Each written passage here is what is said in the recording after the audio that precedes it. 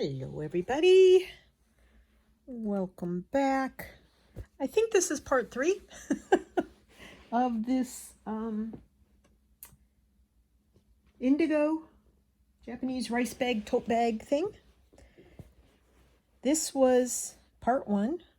That was the first panel that I did with all of the stitches in it, and I got brave and added a little extra stuff right here.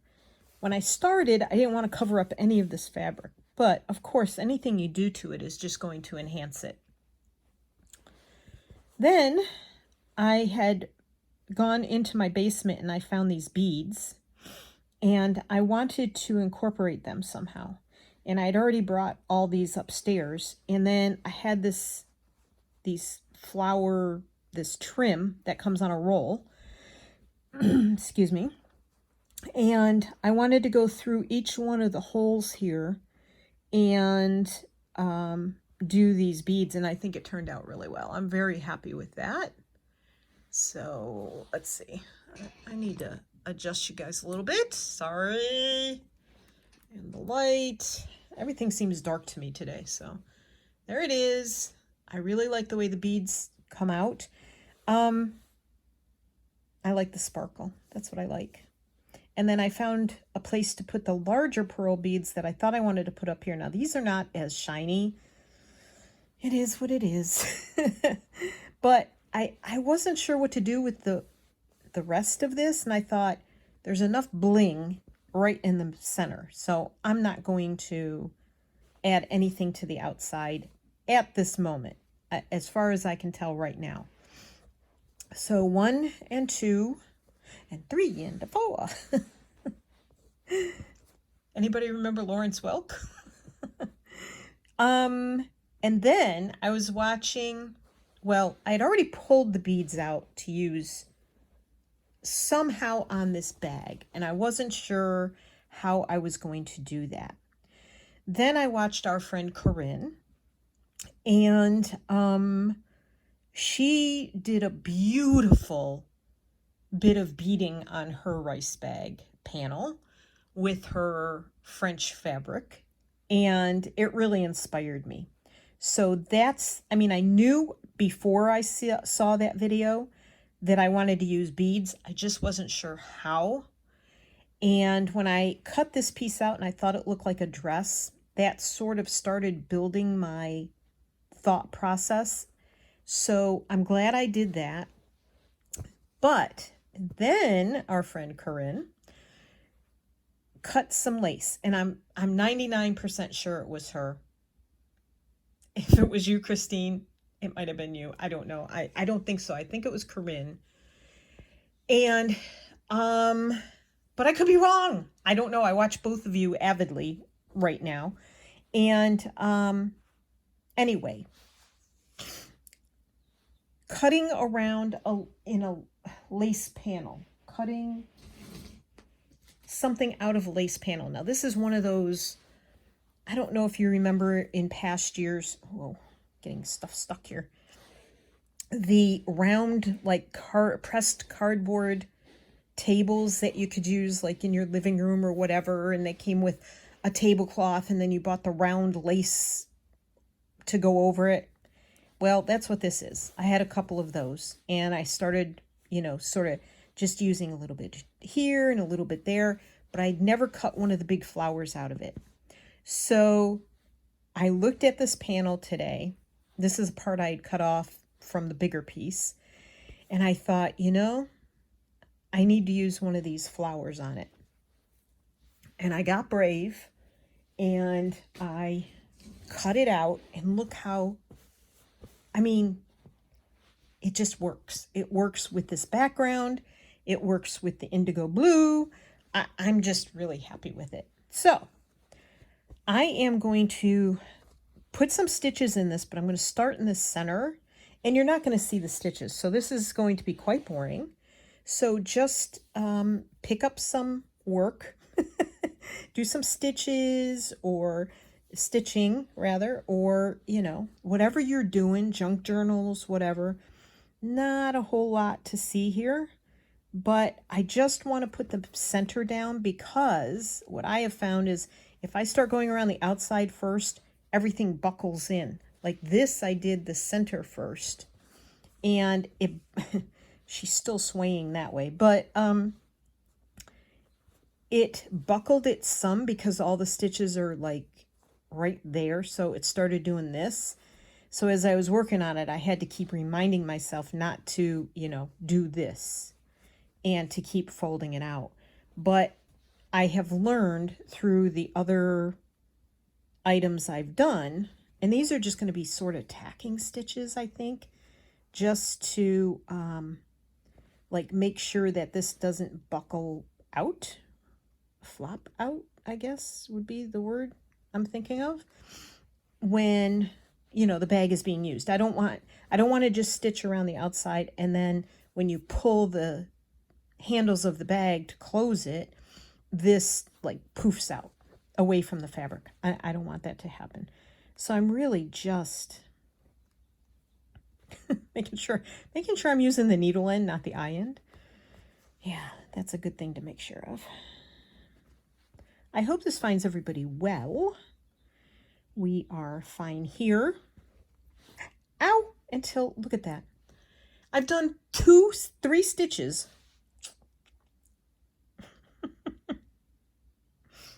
I am so accident prone. Ay, ay, ay. I sure don't want to get it on the white lace. Oh my goodness gracious, Martha. I was fine before I stabbed my finger and bled. We haven't been doing a whole lot. We've been laying low. Tony's been on like a spring cleaning binge. Not my thing, but more power to him. So he wanted to start doing windows and screens. So we started that yesterday. We have a lot of windows in this house. It's a 2,700 square foot house. So there are a lot of windows. And I keep telling him, I've told him over the years, and I've shown him over the last, we've been here 7 years on Tuesday. We moved in on our anniversary 7 years ago. And I've told him that the windows are tilt-out windows. But Tony has this thing where he's sometimes cautious, I'm being nice, about doing things that he's not familiar with. And what if it breaks? Like what if we tilt it out and something happens and it breaks? Then we have to pay to get it fixed. So I understand that. I understand the way his brain thinks. So he did a few. He did the ones he could reach either from the ground or from a low ladder. And that's the front of the house. There's a bedroom over there, the dining room. I don't know what else he did. I think that's it. So I helped him put the screens back up because you kind of have to be inside and outside at the same time to really get them to work. Because they have those little pins that the screens snap in with. So we got those up after he cleaned the screens off and the windows off. And then come the windows that are, harder to get to. And I don't want him climbing a ladder. His balance isn't that great. And sometimes he's so intent on what he's supposed to be getting done that he doesn't really pay that much attention to, like, his awareness for where he is isn't always there. So we came into this bedroom and where I work, and he wanted to take the screen off, so we took that off. Then I showed him how the tilt-out windows work, and he was like, oh, that wasn't so bad. I said, yeah, that's why they make them, because it's just easier. So we got that window done, but he had to get the taller ladder out, and the ground is very slanted on a slope on that side of the house. Oops, I knew that was going to happen. Felt it in my bones that was going to happen. I'm just using 12 weight thread DMC. All right, I'm going to tie this off.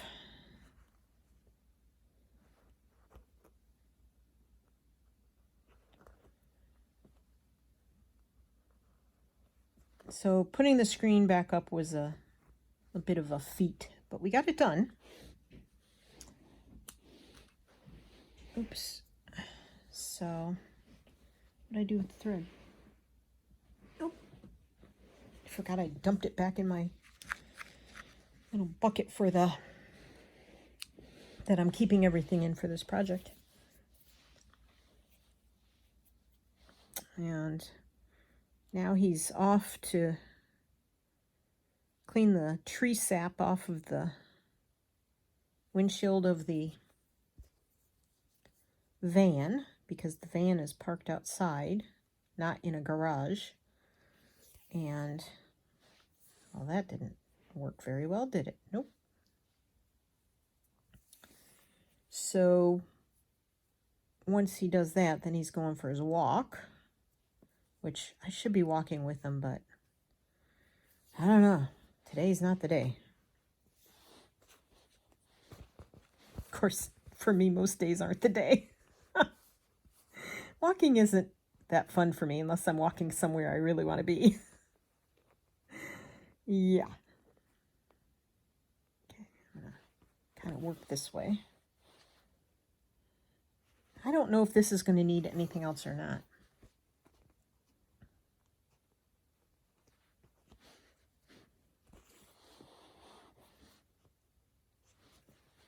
I don't know if it really calls for anything else. I mean, I could probably put like beads up in here and maybe in these open spaces, but I don't know. I feel like taking the open spaces away would kind of ruin the effect of the flower. So I think I'm just going to keep this pretty plain and simple. At least that's kind of how I feel at the moment. But I could wake up tomorrow and be like, nope, it needs this, it needs that. I don't know if this happens to you, but like if you ever have a stressful thing happening in your life, and let's see, where do I want to head? And you, it ends. Say it's a stressful doctor's appointment, or, you know, just anything stressful that's going on in your life, and you get past it, and then your body's like, okay, now it's time to sleep for 12 hours, or, you know, something along that line. Well, I think that's what's happening to me, is like, now that I'm not saying the heart project was stressful, and it certainly would have been way less stressful if I wasn't doing videos. And on the other hand, if I wasn't doing videos, who knows if I would have been as imaginative as I tried to be. I'm not saying I was. Dang it.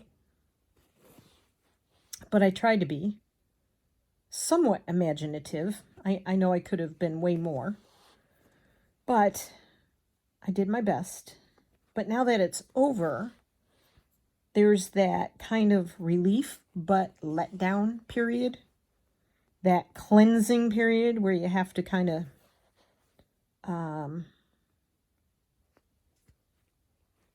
let it go and move on. So there's that. But luckily I had started this project and sort of started moving on already. So there's this to have me excited about. Not that I'm doing anything all that exciting with it, but I am excited to be using my own hand-dyed, indigo-dyed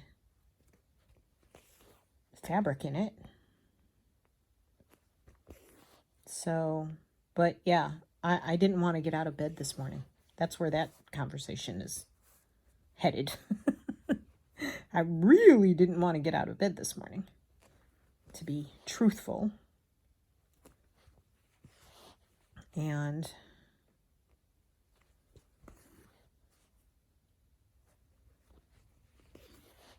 we were supposed to go out to the barn to see our horse, but Tony was like, I don't know if I want to go today. And he said he wanted to finish the project he started yesterday, which was the windows. And I said, okay. And he goes, are you okay with that? Absolutely. Because I didn't want to get up today anyway. I mean, I got up, I showered, did my hair, ate breakfast, helped him with the windows. Then he cleaned the ceiling fans. We have a ceiling fan in the kitchen, which you know gets grimy all the time, even though we don't fry foods. Just heat, moisture, you know, that kind of stuff just makes it weird, makes it nasty. So that has to be done about once a month. And then there's a ceiling fan in the living room that needs, 6-foot step ladder to get to it because they're 9-foot ceilings. And we did that one. Well, I say we. I hand him the stuff and he cleans it. And then I point out where he misses. That I can see from the floor. Because that's my job, right? And then I fiddled with a couple things in here and figured out what I wanted to do. Because if I waited till I turned the camera on, it may never come to fruition of what I wanted to do. Or I might just settle on something. And I was very happy to settle on this, because this is pleasing me very much. Excuse me. And then we had lunch. So there's that.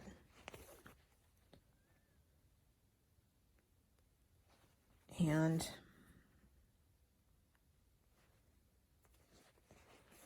then Tony went out to do the van and take his walk. I might take a nap this afternoon. The last few nights I haven't been able to fall asleep until really late, like 11:30, sometimes later. And then I've been waking up at like 4:45. Well, yesterday I woke up at 3:30. And this morning I woke up at 3:30. But this morning I went back to sleep. But when I go back to sleep, yesterday I just got up. I just got up and started doing stuff. But when I go back to sleep, that makes me so groggy. I hate it. So a lot of times I fight it and just don't go back to sleep. I gotta get to this edge now.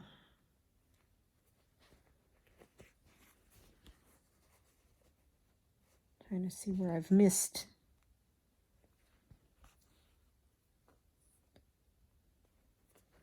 When I wake up groggy, then I'm a cranky pants. You know, like I start thinking about all the stuff I shouldn't think about. So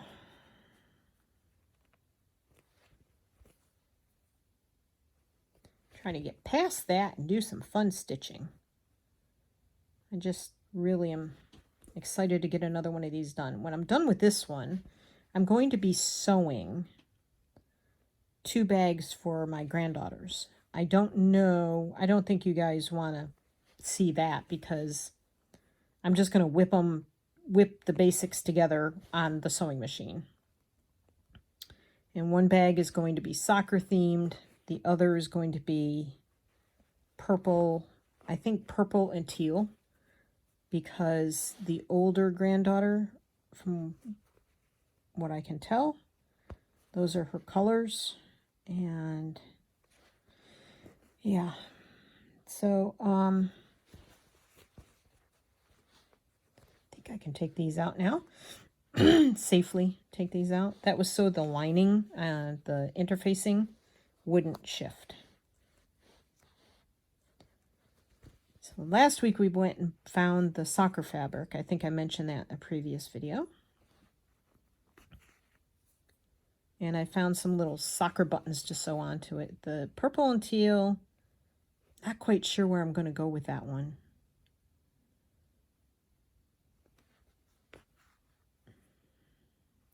I'm not going to do hand stitching because I don't think they'd appreciate it. But I might put like lace or something on the purple and teal one.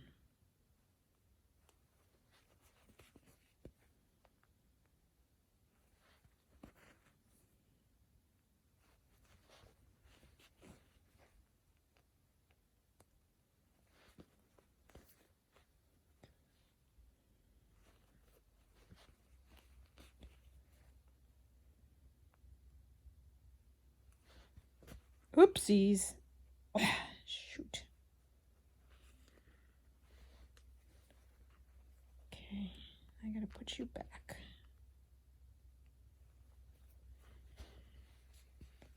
I kind of pulled this apart, so I'm going to try stitch it down such a way it kind of wrangles it.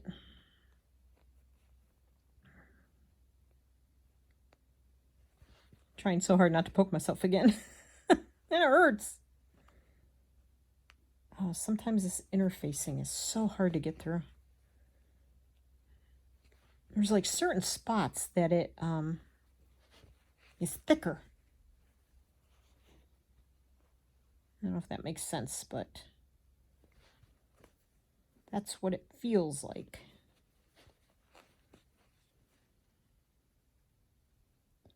So I've officially closed my Etsy shop that I used to have open. If I were to decide to sell again, not sure what I would sell, but if I were to decide, I would do it through a different platform. Oop, come on, don't be doing that. All right. It is time to change the thread. Boy, my tongue, some days it just is not cooperating with my mouth or my brain. Oops. Okay. White on white. It's almost as bad as black on black. No, I take that back. Nothing's as bad as black on black. Okay, so I still have pins in here. I think I can... That one I'll leave until I sew it. When I was at the dye class, my pen was open on the table, and I had my thread sitting next to it, and the gal to my right, she shoved a bunch of stuff over on that corner of the table into my space, and my pen marked my thread. So I just have to watch that when I get to that part of the thread.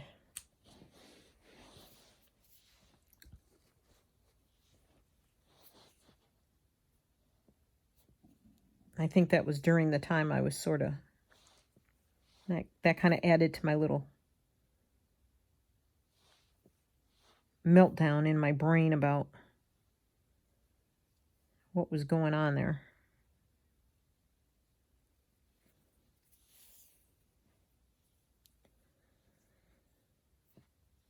But anywho's, and then I went, they gave us, I know, I'm like jumping all over the place. They gave us the 2 jars that each of us were supposed to start with as far as what we were going to use in the dye class.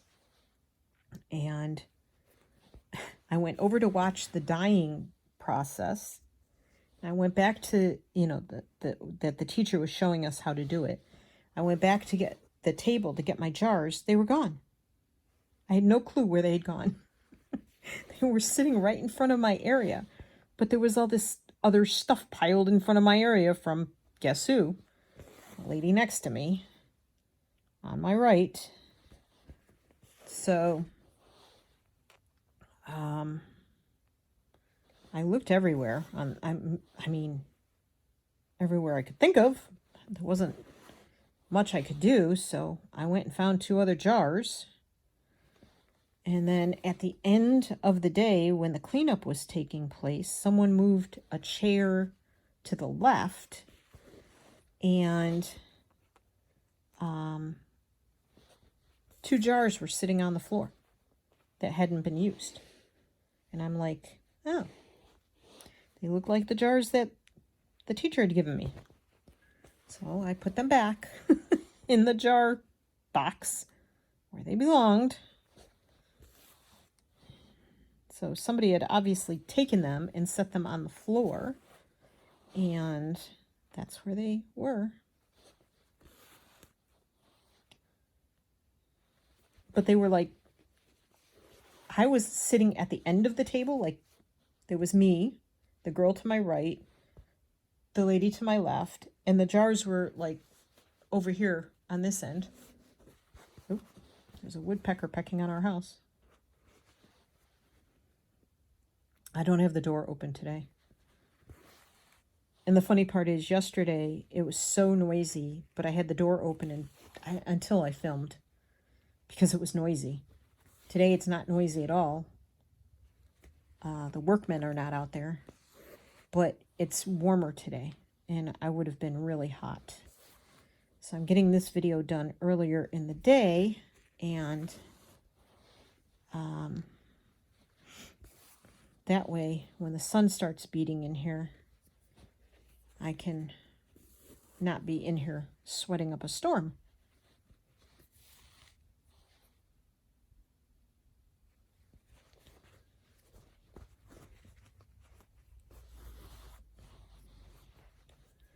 It's all about the timing. Timing is everything.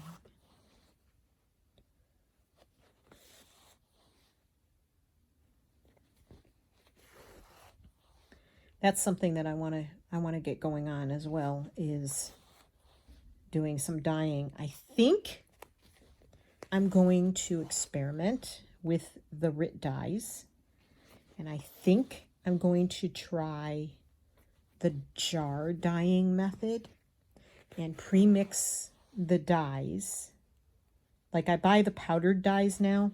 I could buy the liquid dyes and be really lazy, but I have the powdered dyes because the last time I dyed cotton, muslin, all that stuff, I used the ice dyeing method. So in the ice dyeing method, in case you haven't done it, just a simple explanation of it. This is not the whole explanation of it, but there's a RIT pre-soak, and I think it's a pre-soak. It's a setting. Maybe it was after. Now I'm going to have to look it up online. The RIT dye website tells you how to do it. But anywho's, and then I wet all the fabric, make sure it's really wet, and then you scrunch it up or whatever. You can do the rubber band method if you want, like, you know, tie-dye or But I found if I just took the fabric and just scrunched it up, like just did that and laid it out on the, I had pans down, or you can use like plastic buckets. And then if you have cake cooling racks that fit over your bin or your pans or whatever, some sort of rack. You have to have some sort of wire rack to lay the stuff on, because you don't want your fabric to be down in the bin. And you spread the ice all over the surface, and then you sprinkle different colored dyes on in different areas. Like if this was the fabric, it would be purple up here and blue down here and over here and purple over here and blue down here and purple down. You do that. And then as the ice melts, the dyes just soak into the fabric. And then you know, the instructions on the website tell you how to, I need to sew that down, how to set it and then wash it, rinse it, lay it out to dry, all that, so that the dyes stay in the fabric. And it's a fun and simple, I mean, you just do it and walk away. You let the ice melt, and you don't go back until, like, we leave ours overnight. And the warmer, you could do it outside. The warmer it is, the faster the ice is going to melt. So as soon as it's all melted, you can, you know, do the other steps. So yeah, it's fun, it's fast or slow, and then you have something to look forward to the next day to see how it all came out. I think that's good. I didn't do the center that much, but that's not a big area. Did I do in there? I didn't do in there. I think I'll head that way. So it's a fun, easy, simple method if you want to start dyeing your own fabrics. Just know that if you pile one color on top of another, you could get mud. And if your fabric drops down into the bin, you'll most likely get mud, because what you see in the bin when you're done, or the pan or whatever you have underneath it, what you see when you're done is muddy water, because all of the dye colors have, you know, blended into each other, and it's just muddy water. So you don't want that on your fabrics or your clothing if you're doing a piece of clothing or anything like that. So but what I want to try is the jar method that we were taught at the dye class, and I'm sure I can do that with, well, I know I could do it with the liquid dyes, but I could also do it with the powder dyes. But I think I would have to mix the powder dyes into water first and do that method, which was take a quart jar,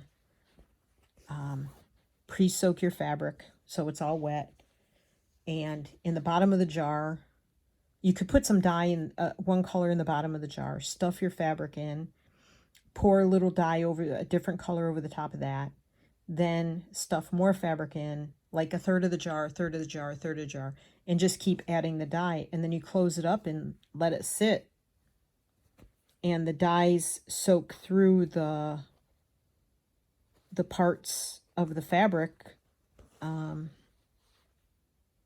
but you don't shake it or anything, because again, you would end up with mud. And I'm sure I could do that with the, not so much the powdered dyes, like the ice dyeing, but liquefying those dyes would work. So I'm going to research that and do it. If you would like me to do a video on it, or the ice dyeing, can you let me know in the comments below? And if you're not interested in it, I'll just do it on my own. I don't have a problem with that. Well, Tony likes to play with it too, so. Although his color combinations, yeah, you can't let him loose with the colors. He did some marbled papers when we were marbling papers. And as hard as he tries, his color, you know, decisions are not always the best. I'm going to leave that. I don't think that's going to harm anything. So there's that.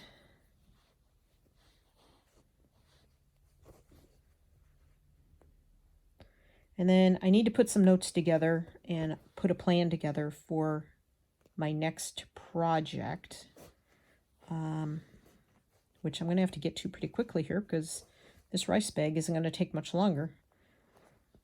I have one more panel, plus I need to redo my bottom panel, which I think is just going to be plain blue fabric, as I've said before. I just have to cut out the muslin and the interfacing for it because I already sewed the denim to one piece. There. So, there it is. What do you think? I don't think I'm going to add anything to it. I just really like it the way it is. Then I have that. And then I have that. They're all completely different. The composition is completely different on each one of them. But that's okay. I'm all right with that. I could have made it all lace. I could have made it, you know, I mean, that's lace. It's crocheted lace. That's got some crocheted lace on it. So they are tied together that way. And then there's this one where, again, I love the pattern in this. These look like flowers to me. So I may do something with that. That looks like a whale. Well, only it has a nose.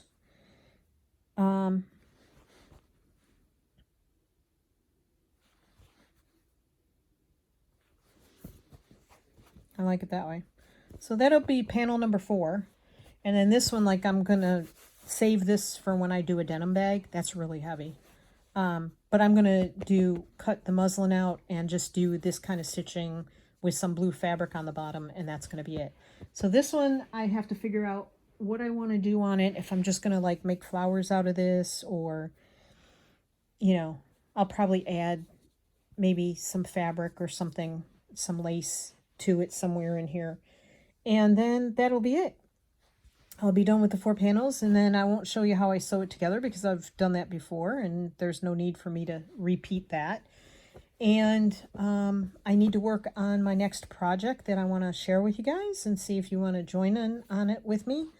And then we will have to figure out what's after that because I don't know. I'm enjoying these Japanese rice bags, and, you know, I wouldn't mind making a few more, but I'm sure as long as I'm stitching, it'll be okay with you. But yeah, nothing special. Just gonna hang out with you. Thanks for hanging with me today. I appreciate it as always. I love you, and I will see you on the next one. You all take care now. Thanks for joining me. Have a great day. Take care. Be kind. Bye.